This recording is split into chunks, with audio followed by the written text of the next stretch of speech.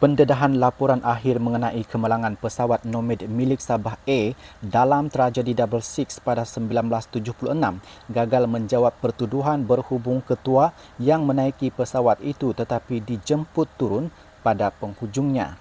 Penasihat Kanan Sains Sosial Universiti Malaysia Sabah UMAS, Profesor Dr. Lee Kwok Tiong berkata, antara kes yang masih menimbulkan persoalan dan spekulasi adalah berkaitan tragedi sebelum ini. Laporan itu tidak dapat menjawab cerita kononnya ada yang sudah menaiki pesawat tetapi diajak turun pada saat-saat akhir untuk pergi ke Kudat dan bukannya ke Kota Kinabalu.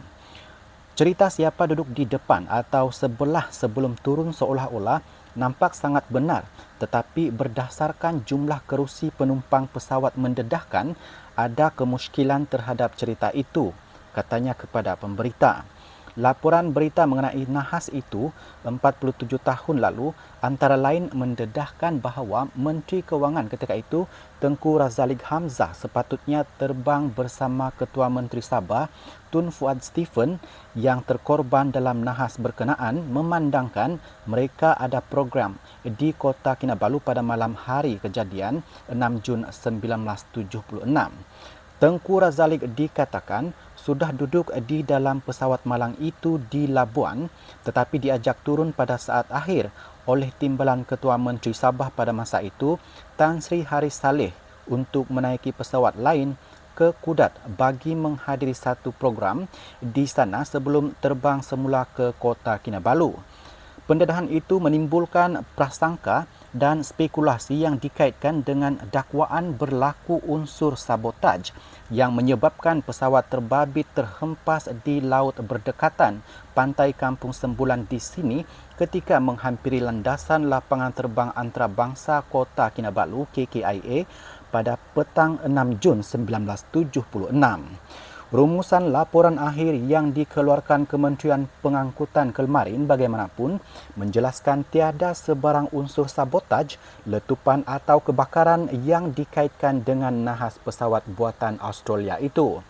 Bagaimanapun, Kwok Tiong berkata beberapa spekulasi lain terjawab melalui pendedahan laporan akhir itu sekaligus membuktikan apa yang didakwa sebelum ini hanyalah fitnah atau cerita rekaan. Katanya, ia termasuk dakwaan kononnya pesawat terbabit lebih muatan kerana dinaiki 11 penumpang termasuk juruterbang berbanding jumlah tempat duduk yang kurang daripada itu. Sudah pasti ia mampu menjawab sebahagian daripada spekulasi yang ternyata hanyalah fitnah atau cerita yang direka-reka sahaja. Laporan itu juga ada menyentuh mengenai kecergasan dan rekod penerbangan juruterbang yang pernah terbakar dan hilang, katanya. Sementara itu, Kwok Tiong turut bersependapat dengan persoalan ditimbulkan ahli keluarga mangsa mengenai sebab laporan nahas berkenaan dirahsiakan selama hampir 5 dekad sedangkan tiada unsur bersifat mengancam keselamatan negara. Itulah, jika dilihat laporan siasatan berkenaan, tiada apa-apa membabitkan rahsia yang mampu atau boleh mengancam keselamatan negara. Laporan penyiasatan tertumpu kepada isu teknikal yang menjurus kepada kemalangan terbabit, katanya.